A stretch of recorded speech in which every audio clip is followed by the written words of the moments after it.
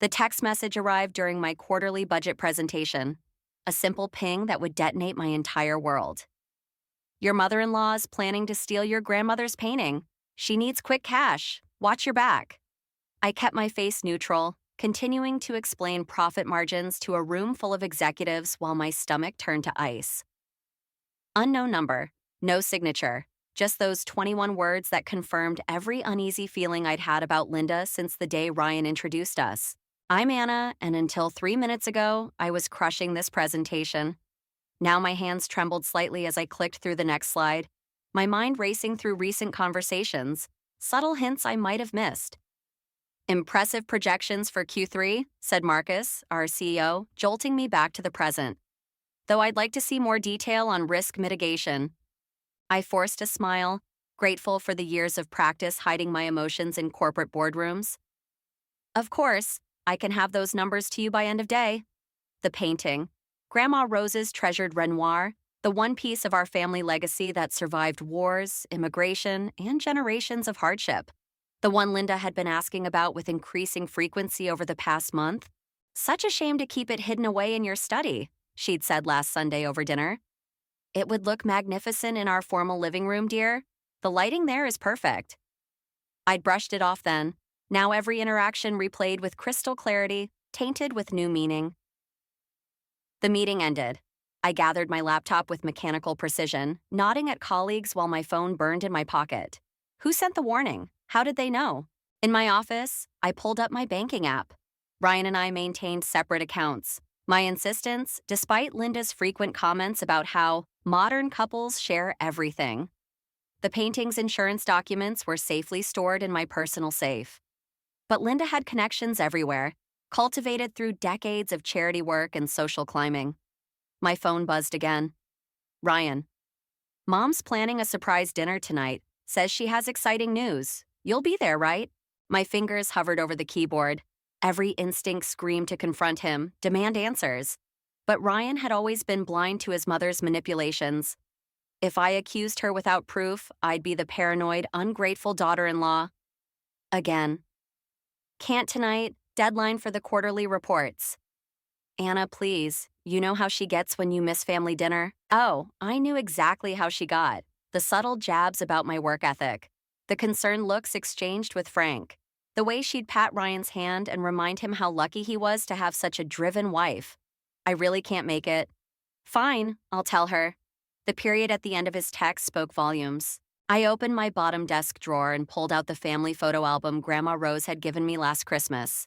Between its pages lay the painting's original provenance documents, yellowed with age but clear in their significance. The Renoir had been in my family for 4 generations, surviving the journey from Europe when my great-grandmother fled with nothing but this painting and the clothes on her back. Linda knew the story. She'd listened with rapt attention when Grandma Rose told it at our wedding reception. I'd mistaken her interest for genuine appreciation of family history. Another text arrived. Still no sender ID. She's meeting with an art dealer tomorrow, 2 p.m., Carlton Hotel lobby. My hands stopped shaking. The ice in my stomach crystallized into something harder, colder, more dangerous. Linda had underestimated me, assumed I was too naive or too busy to notice her schemes. She forgot that I didn't climb to senior financial analyst by being naive. I opened my calendar and blocked off tomorrow afternoon. Then I made 2 calls. One to my private investigator, another to an old college friend who specialized in art authentication. Linda wanted to play games? Fine, but she was about to learn that some games end with everyone losing. I arrived home late, deliberately missing Linda's dinner. The house was dark, except for Ryan's reading lamp in the living room.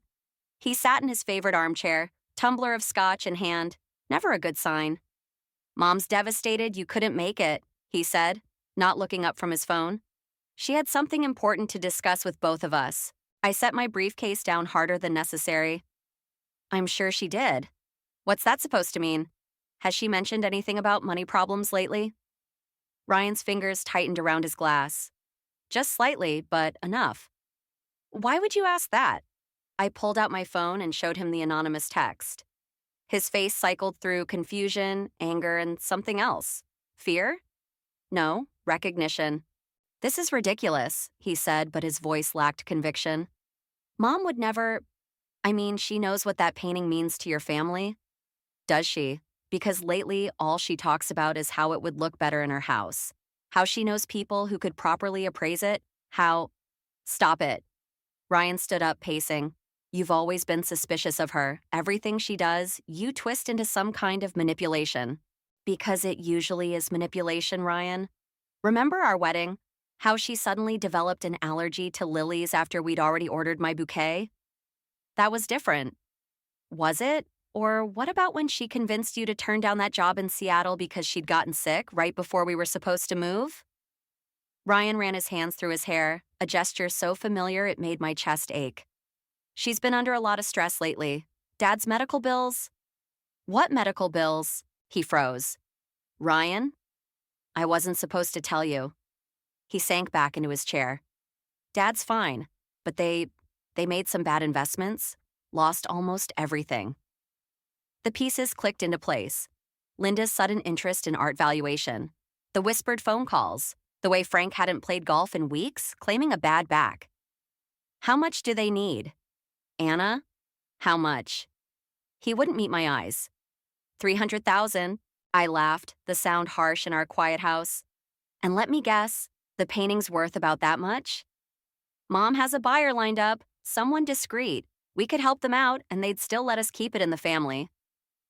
Let us keep it? My voice rose. It's not theirs to let us keep anything. That painting is all my grandmother has left of her mother. It's not a commodity to be traded away because your parents made poor financial decisions. They're family, too. Family doesn't steal from family. The words hung between us like poison. Ryan stood again, this time heading for the door. Where are you going? To check on Mom. She's probably worried sick that you're working too hard again. The door slammed. I waited until his car started before pulling out my phone and dialing. Grandma Rose, sorry it's so late. Can you come over tomorrow? There's something we need to discuss. Of course, dear. Is everything all right? I watched Ryan's taillights disappear down our street. No, but it will be. My phone buzzed with another text from the unknown number. Linda's meeting tomorrow is with Jerome Klein, known for handling private sales of questionable provenance. I typed back, "Who are you?" The response came immediately. Someone who knows what it's like to lose everything to Linda's family-first manipulation. Be careful. She's desperate this time. I walked to my study, where the Renoir hung in its place of honor. The woman in the painting stared back at me, her eyes holding secrets accumulated over generations. I touched the frame gently, remembering how Grandma Rose would tell me stories about its journey across oceans, through wars, always protected by strong women who understood its true value. I won't let you down, I whispered to the painting, to my grandmother, to all the women who'd sacrificed to keep our legacy intact. My phone lit up with a final message. Meeting's at 2 p.m. I'll be there if you need backup. I smiled, a plan already forming. Linda wasn't the only one who could play family politics. But unlike her, I didn't need to hide behind fake smiles and manipulative tears. Sometimes the best revenge is simply letting truth do its work. The Carlton Hotel lobby buzzed with afternoon tea crowds when I spotted Linda, perfectly coiffed in her signature Chanel suit, sitting with a silver-haired man I assumed was Jerome Klein. I chose a secluded corner, adjusting my wig and sunglasses, a disguise suggested by my mysterious ally, who sat 3 tables away, pretending to read a newspaper. My phone recorded everything. The provenance is impeccable, Linda was saying, sliding documents across the table. My stomach clenched. They were exact copies of my grandmother's papers. The family has agreed to a private sale, very discreet. Klein examined the papers. And you have authority to sell? My daughter-in-law has given full consent. She's quite eager to help family in need. Linda's laugh tinkled like broken glass. Such a dear girl. I gripped my teacup harder, remembering Ryan's empty side of the bed this morning. He hadn't come home. Klein frowned. These signatures, all legitimate, I assure you. Linda leaned forward, lowering her voice. The painting has been in her family for generations, but they're simple people. They don't understand its true value. Simple people? I whispered, my voice shaking. The stranger with the newspaper caught my eye, subtly shaking his head. Not yet. My phone vibrated. A text from Grandma Rose. Your art authenticator friend just left. You need to hear what she found. Linda was still talking. We can have the painting delivered next week. The family situation is delicate. Best to move quickly. Mrs. Harrison, Klein set down the papers. Forgery of provenance documents is a serious offense. Linda's perfect mask slipped for just a moment. I don't understand. These signatures? They're good copies, but they don't match the original documentation I have on file. He pulled out another folder. The real Renoir was authenticated by my firm 20 years ago. We maintain records of all major pieces. The color drained from Linda's face. There must be some mistake. No mistake. Klein stood. I don't know what game you're playing, but I want no part of it. Good day. He left Linda sitting there, her hands trembling as she gathered the forged documents. I waited until she rushed out before approaching her abandoned table. A crumpled receipt lay beneath her chair, from a high-end document reproduction service dated 3 days ago. My phone buzzed again. This time, Ryan. Mom's not answering her phone. Have you seen her? I stared at the text, thinking of all the lies, all the manipulations. No, I typed back, but I know what she's been doing. Anna, please, whatever you think you know. She forged my signature, created fake provenance documents, tried to sell my family's painting without my knowledge. Still want a defender? No response. The stranger finally approached my table, folding his newspaper. Mrs. Harrison, I'm Detective Morris. Your grandmother hired me 2 weeks ago when she noticed someone had photographed the painting's documents during a family dinner. I looked up sharply. Grandma Rose hired you? He smiled. She said you'd need proof before confronting anyone. Smart woman, your grandmother. We have everything recorded. The forgery order, today's meeting, all of it. My phone lit up with another text from Grandma Rose. Come home, dear. Your friend Sarah found something interesting about the painting. And bring that nice detective with you. I gathered my things, leaving Linda's forged documents on the table. Let her worry about where they'd gone. Detective, I asked as we walked out, what made you send those anonymous texts? Your grandmother's stories about Linda reminded me of my own mother-in-law. Some people will destroy anything to maintain their illusions of control. He held the door. The question is, what will you do with the evidence? I thought about Ryan, torn between loyalty and truth, about Linda's desperate grab for money she hadn't earned, about generations of women who'd protected our family's legacy. I'm going to do what Linda never expected, I said, removing my wig. I'm going to let her destroy herself. My phone chimed one final time. Ryan, we need to talk, all of us. Yes, I replied, we do. Bring your mother. I'll bring the painting's real documentation and the proof of her forgeries. Time to see how well she handles the truth. Detective Morris nodded approvingly. Sometimes the best revenge isn't about what we do to others. It's about what they've already done to themselves. I finished, heading toward my car and whatever revelation Grandma Rose had waiting. The game was changing, and for once, I had all the pieces. Grandma Rose's hands trembled as she held Sarah's report. The painting isn't what we thought, Anna. I sat in my grandmother's sunlit kitchen, Detective Morris leaning against the counter while Sarah, my art authenticator friend, spread photographs across the table. It's definitely a Renoir, Sarah said, pointing to microscopic details. But it's not the one that crossed the Atlantic with your great-grandmother. The room tilted slightly. What? The brushwork, the aging patterns. They're wrong for the time period. This painting was created in 1952, not 1872. Sarah slid forward another photo. It's a masterful copy, commissioned by someone named Harrison. Morris straightened. Harrison? Linda's maiden name? Impossible, I whispered, but Grandma Rose was already pulling out an old leather diary from her cabinet. Your great-grandmother's journal, she said, her voice tight. I never showed you the last entries. I thought it would hurt too much. The pages crackled as she opened to a marked section. The handwriting was faded but clear. Thomas Harrison offered to buy the painting today. When I refused, he became angry. Said his family deserved it more than refugee trash like us. My phone buzzed. Ryan, Mom's crying. Says you're trying to destroy our family. What's going on? I ignored it, reading further. The painting vanished last night. Police say no evidence of theft. Harrison's son smirked at me in church. They think they've won, but they don't know. The entry ended there. Your great-grandmother was clever, Grandma Rose said softly. She knew the Harrisons would steal it eventually. So she commissioned a copy first. Let them take that instead. Sarah nodded. The technical analysis confirms it. This is the copy. The original belongs to Linda's family, I finished. They've had it all along, thinking they stole the real one. Morris whistled low. So when Linda tried to sell your painting, she was trying to sell back a copy to its rightful owners. The irony would have been funny if it wasn't so tragic. But where's the original? Grandma Rose's hands stopped shaking. Linda's mother died last month. They're selling the family estate. Everything goes to auction next week. My phone lit up again.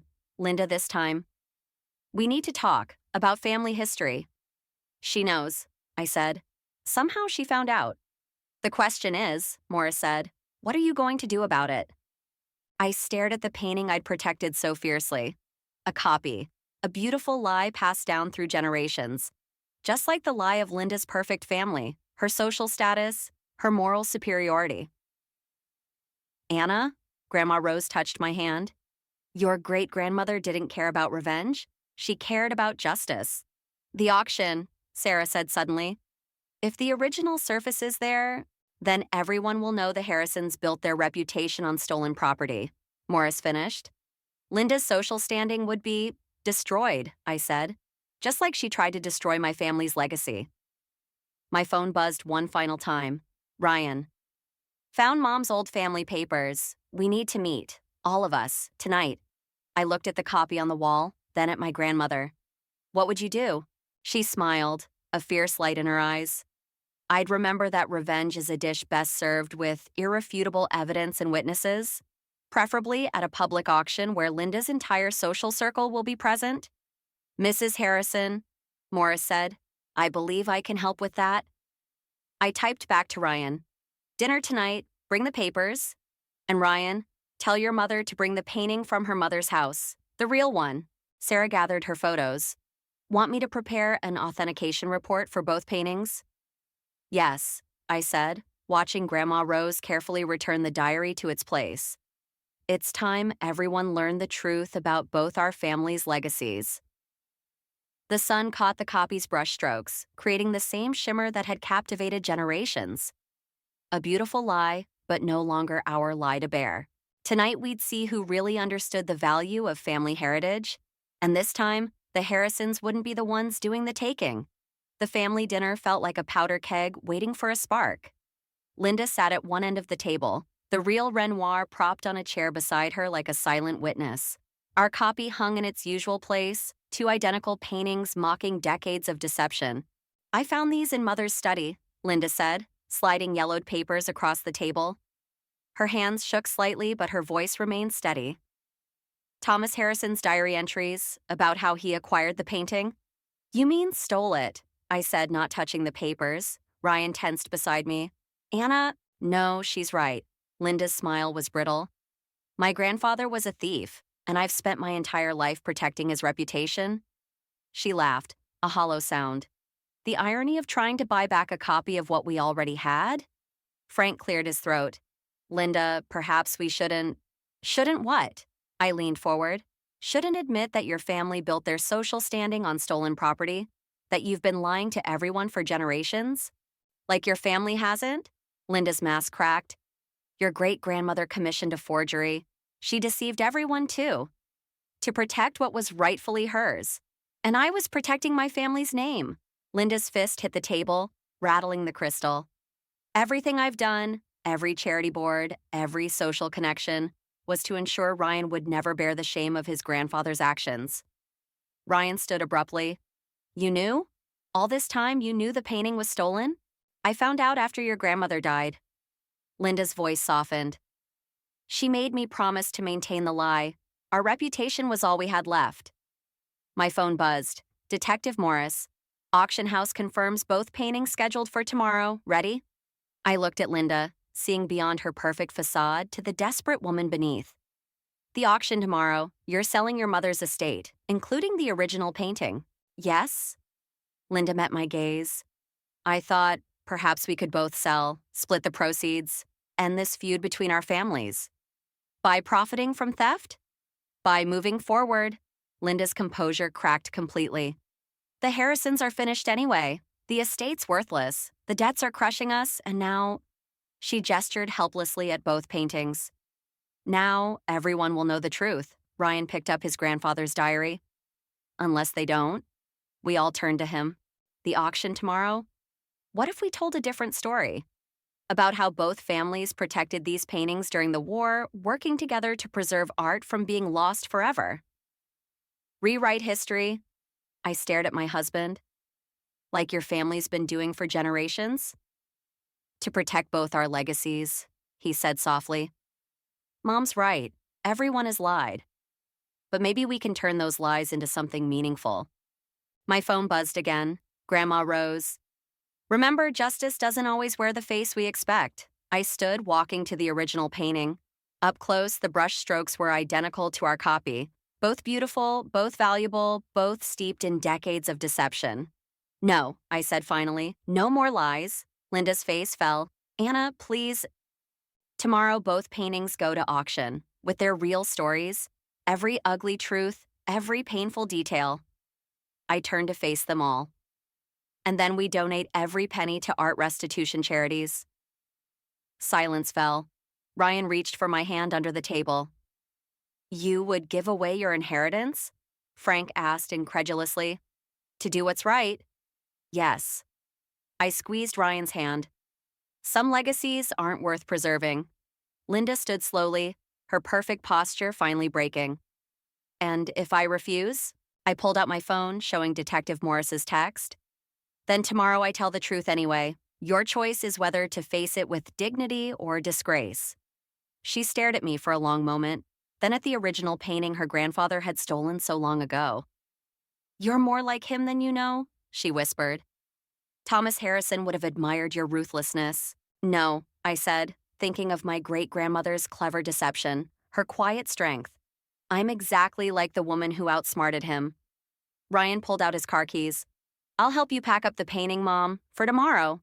As they left, I texted Morris. Plan changed, new strategy. Call Sarah. We'll need both authentications ready. Sometimes I realize the best revenge isn't about destroying your enemies. It's about forcing them to face the truth they've spent generations hiding from. Tomorrow would test that theory. For all of us. The auction house hummed with wealth and whispers. Both paintings stood side by side on easels, identical, yet worlds apart in their history. Linda worked the room like a conductor, her perfect smile never wavering as she greeted her social circle one last time. Quite the turnout, Detective Morris murmured beside me. Your grandmother's ready with the documentation? I nodded, watching Ryan hover uncertainly between his mother's orbit and mine. He hadn't spoken to me since last night, since I'd refused his plan to continue the lie. Sarah approached, her face tight. We have a problem. Someone leaked the authentication results early. The buyers know about both paintings' histories. My stomach dropped. Linda? No. Sarah glanced toward the back of the room. Jerome Klein is here, with lawyers. The art dealer from the hotel. Of course. He'd known about the original authentication all along. I watched him whisper to a group of potential buyers, saw them slowly drift away from Linda's carefully orchestrated circles. Mrs. Harrison. Klein appeared at my elbow, smooth as silk. Fascinating situation we have here. A stolen painting and its forgery, both technically illegal to sell. I wonder what the authorities would say. They'd say the statute of limitations expired decades ago. Morris cut in, flashing his badge. And that art restitution cases are notoriously complex. Klein smiled. Indeed, though I'm sure the press would love the story. Two prominent families, generations of deception. Linda approached, her mask finally cracking. Anna, everyone's asking questions. What have you done? What you should have done years ago. Told the truth. The truth? She laughed bitterly. The truth is, you're destroying both our families for revenge. Are you happy now? Ryan joined us, his face pale. The auction house is canceling the sale. Legal liability concerns. My carefully constructed plan crumbled. Without the auction, without the public revelation and charitable donation, this was just another ugly family secret exposed for nothing. We could still fix this, Linda pressed. Tell them it was all a misunderstanding. The paintings are family heirlooms, jointly owned. No more lies, I said, but my voice wavered. Klein cleared his throat. Actually, there might be a third option. My clients are very interested in acquiring both paintings. Privately, discreetly, the scandal would certainly drive up the price. Absolutely not, I started, but Linda grabbed my arm. Think, Anna. We could split the money, make this whole ugly situation disappear. Isn't that better than destroying everything our families have built? I looked at Ryan, saw the hope in his eyes. The easy way out? Another generation of convenient lies. The paintings aren't for sale, I said firmly. Either of them. Linda's fingers dug deeper. You self-righteous little fool. You think this is justice? This is spite. Pure, simple spite. Mother, Ryan warned, but she was beyond hearing. You've never belonged in this family, always judging, always thinking you're better than us. Well, congratulations. You've proven you're exactly like us, willing to destroy anything to get your way. The room had gone quiet, watching our drama unfold. I saw phones recording, society columnists taking notes. Everything I'd wanted, the public exposure, the truth revealed. So why did victory taste like ash? Anna, Ryan said softly. Maybe Mom's right. Maybe there's a better way. There isn't. I pulled free of Linda's grip.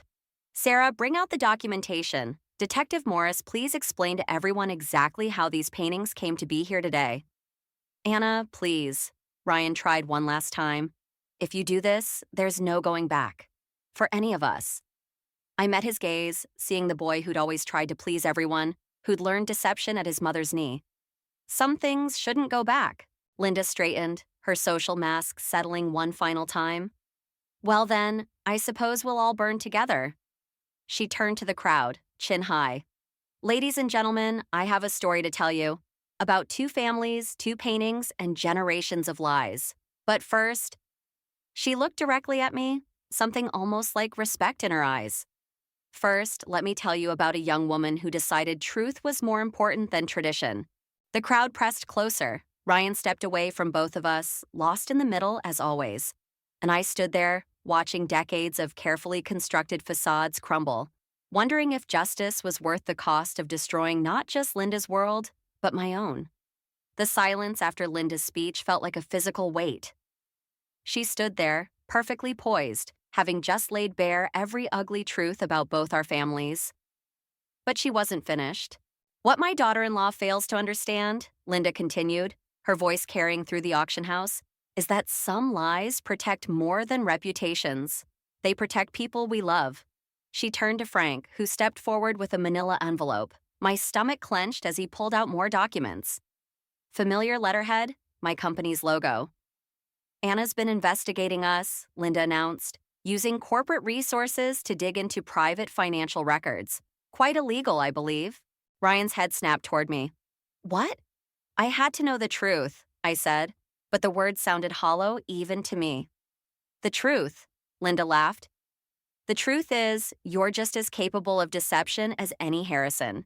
You just pretend your lies are more righteous than ours? Detective Morris moved forward, but I stopped him. This was my battle. You're right, I said, my voice steady despite my racing heart. I did investigate you. I broke rules, crossed lines. But I didn't start this war, Linda. You did.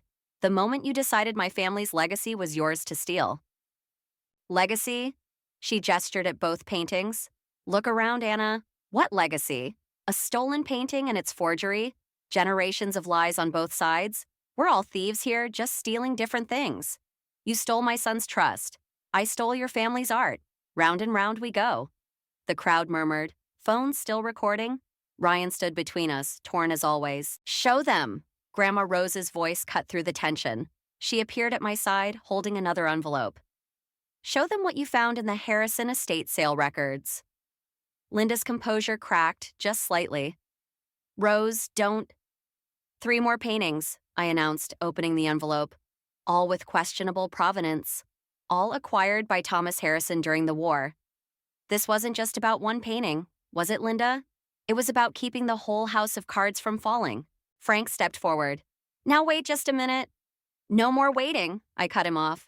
No more secrets. Detective Morris has already contacted the Art Restitution Council. They're very interested in the Harrison collection. Linda's mask shattered completely.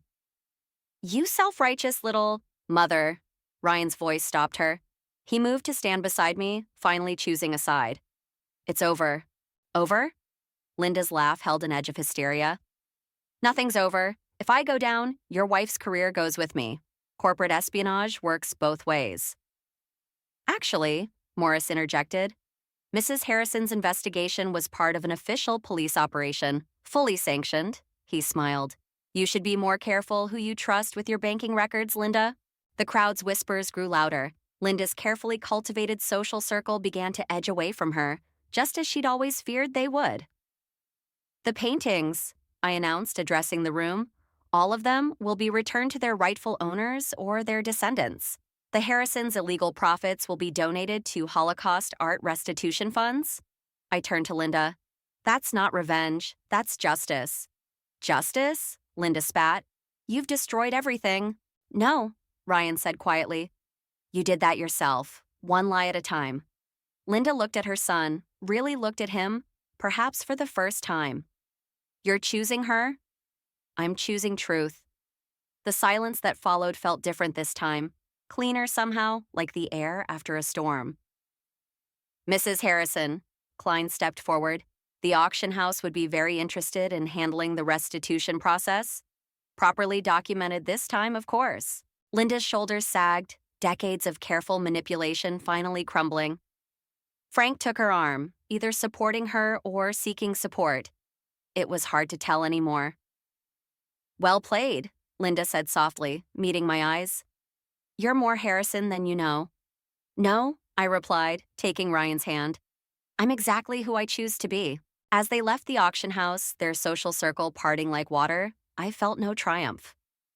Only a quiet certainty that some victories come not from destroying your enemies, but from refusing to become them. Ryan squeezed my hand. What now? I looked at both paintings, at the legacy of lies they represented. Now we start over, with the truth. It wasn't revenge. It wasn't even justice, really. It was something harder and ultimately more powerful than both. It was choice. The empty walls of my study felt right somehow. Both paintings had found their way to a Holocaust Art Restitution Foundation, along with the other pieces from the Harrison collection. The bare space spoke of endings and beginnings, of secrets finally laid to rest. Ryan entered carrying a letter, his expression unreadable. From Mom. I took the envelope, feeling its weight. Have you read it? No. He sat in my grandmother's old armchair. It's addressed to you. The paper was expensive, Linda's handwriting as precise as ever. Anna, you'll be pleased to know the social humiliation is complete. Every door that once welcomed me is now firmly closed. Frank has finally grown a spine, though only to tell me he's leaving. Ironic that truth could accomplish what decades of manipulation couldn't. But here's something you didn't expect. I'm relieved. You think you destroyed me, but you actually freed me. The constant performance, the endless maintenance of appearances, it was exhausting. Now I can finally stop dancing. You remind me of myself at your age.